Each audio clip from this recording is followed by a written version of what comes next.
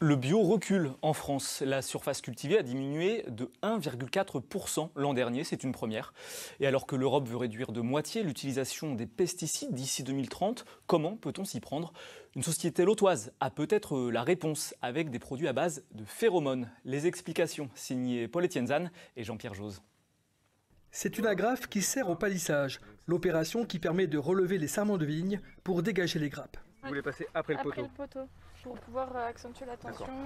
D'habitude, ces agrafes sont en métal ou en plastique. Celles-ci sont en lin, donc biodégradables. Imprégnées de phéromones, elles agissent comme un insecticide. La phéromone, c'est une odeur qui est émise naturellement par les insectes et qui leur permet de communiquer entre eux.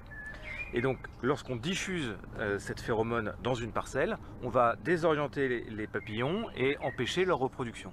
Basée à Parnac dans le Lot, l'entreprise M2I s'est spécialisée dans le biocontrôle, la protection des cultures contre les ravageurs, en utilisant des mécanismes naturels, des phéromones synthétiques en l'occurrence, comme avec ce gel constitué de cire, d'huile et d'eau, appliqué directement sur les ceps de vigne.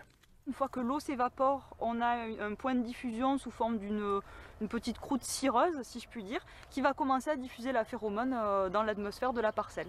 Ce domaine viticole de l'appellation Cahors est associé depuis plusieurs années à ces expérimentations et utilise le gel et les agrafes depuis 2 ans. Ça fait une économie de passage de personnes.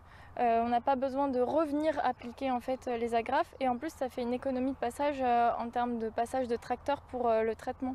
Donc c'est intéressant en fait autant technologiquement que financièrement. La société lautoise affirme que ces produits ont permis l'an dernier d'économiser 20 000 tonnes de pesticides, soit l'équivalent de ce que pulvérise chaque année un pays comme la Pologne.